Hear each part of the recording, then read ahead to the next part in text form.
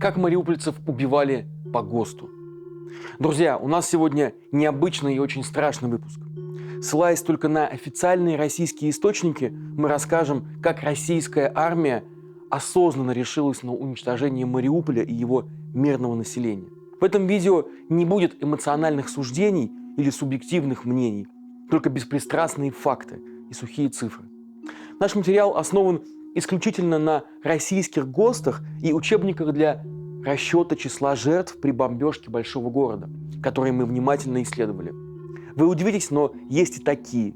Мы внимательно исследовали эти материалы и специально воздержались от эмоций.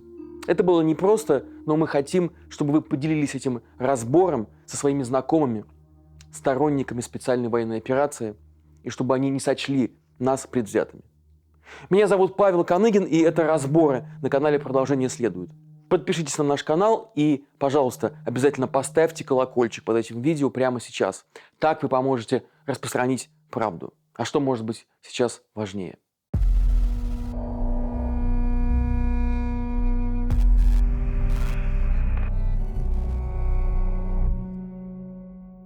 По данным ООН, к 18 октября 2022 года число жертв нападения России на Украину среди мирного населения составило почти 16 тысяч человек убитыми и ранеными. Российские медиа передают эти данные, часто не уточняя, что это лишь число подтвержденных жертв и что ООН считает его значительно заниженным. По заявлениям украинских официальных лиц, в одном лишь Мариуполе погибли 22 тысячи гражданских, а согласно оценке Ильичевского морга Мариуполя, погибших в городе может быть и вовсе до 100 тысяч.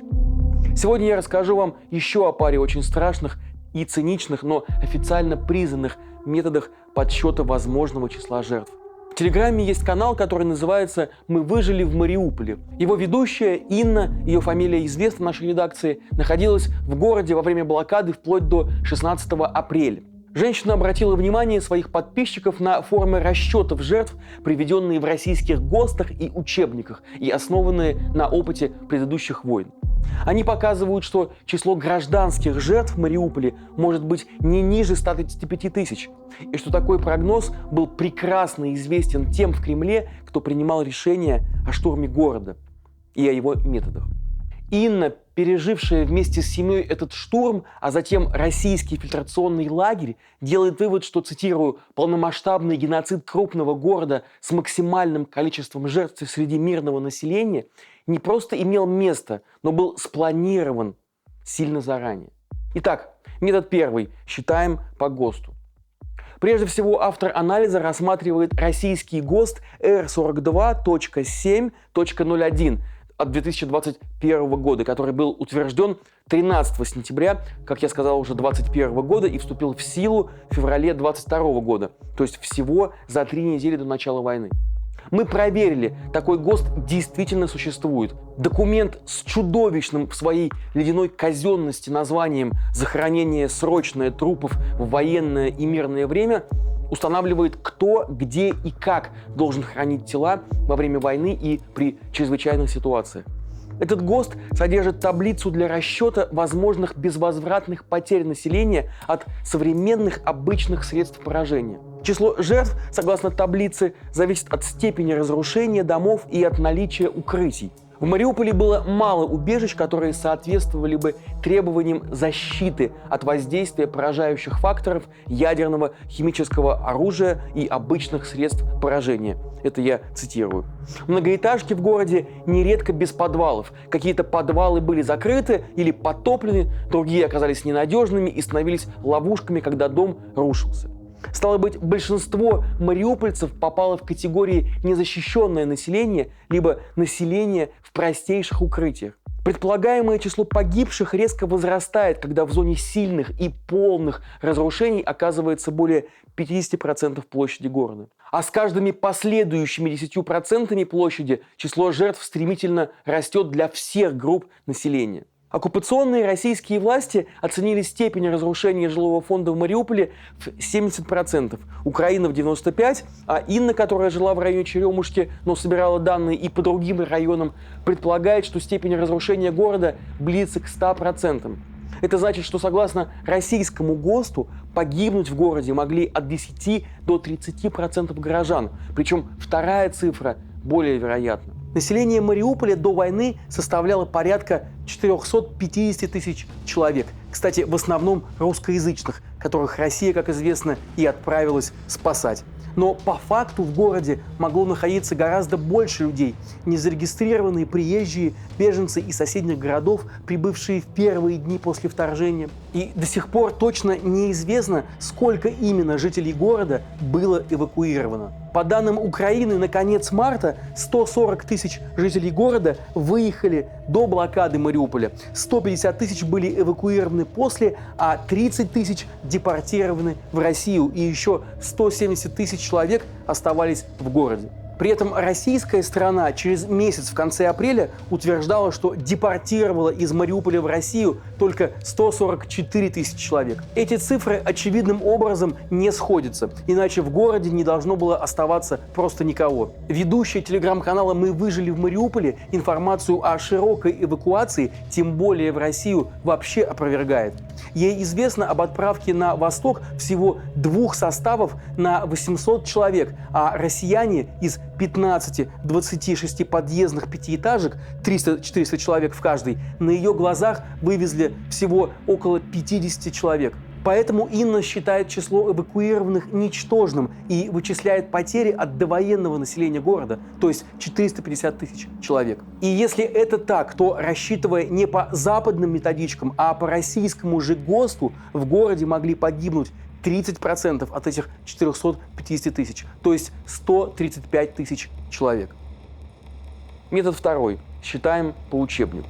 В своих выкладках Инна также ссылается на учебник «Организация медицинской службы гражданской обороны Российской Федерации», изданный в Москве в 2002 году и рекомендованный Минздравом для подготовки кадров. В нем есть раздел, который позволяет рассчитать не только безвозвратные потери населения от применения оружия, но и санитарные, которые описанный мной ГОСТ не рассматривает. Давайте разберемся, что все это означает. Безвозвратные потери – это погибшие на месте или пропавшие без вести, а санитарные – это раненые. Их в среднем в 3,5 раза больше, чем убитых, и нуждающиеся в медицинской помощи. Без медицинской помощи часть санитарных потерь переходит в категорию безвозвратных.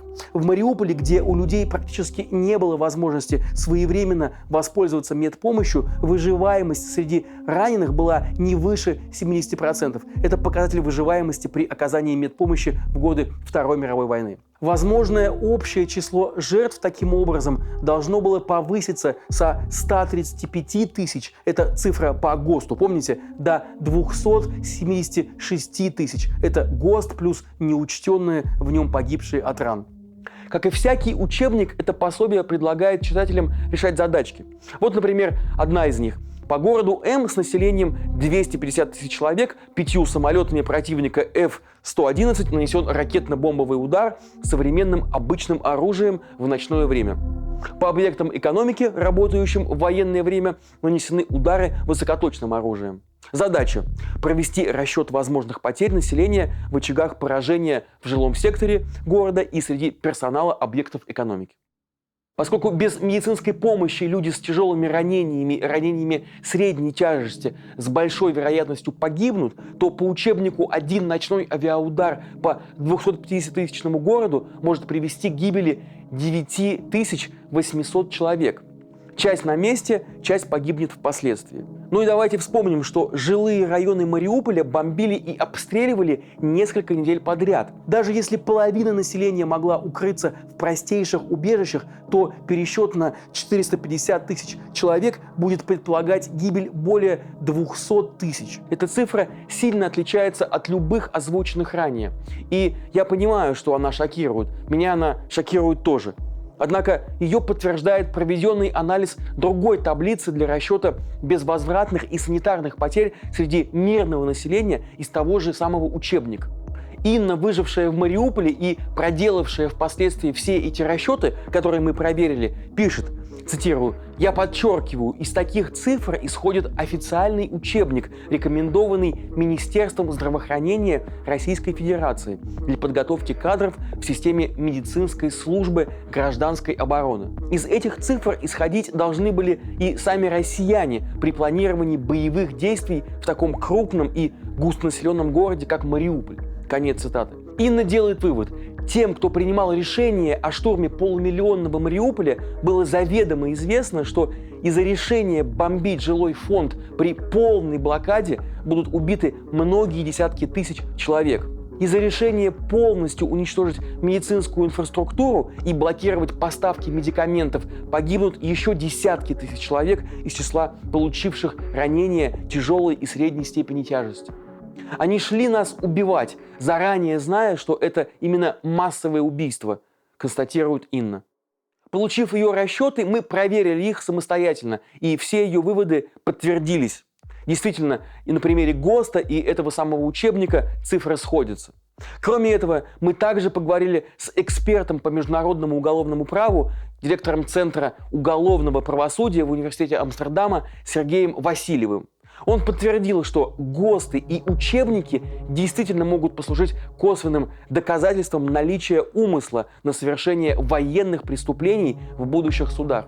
Такие материалы и в самом деле могут указывать, что лица, отдавшие приказы бомбить и обстреливать гражданские объекты, осознавали тяжкие последствия применения таких методов ведения боевых действий. Во время штурма города Инна вела дневник и собирала статистику, а также документировала преступления. В сентябре она сообщила в телеграм-канале, что с ней для дачи свидетельских показаний уже связались следователи Международного уголовного суда в Гааге. Прокуратура Международного уголовного суда инициировала расследование по ситуации в Украине еще в марте и с тех пор скрупулезно собирает свидетельства.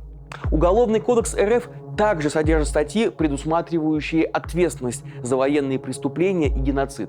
Надеюсь, и Инна, и другие мариупольцы, и мы с вами обязательно дождемся справедливого расследования и непредвзятого суда над теми, кто так хладнокровно и цинично принял решение о массовом убийстве мирного населения.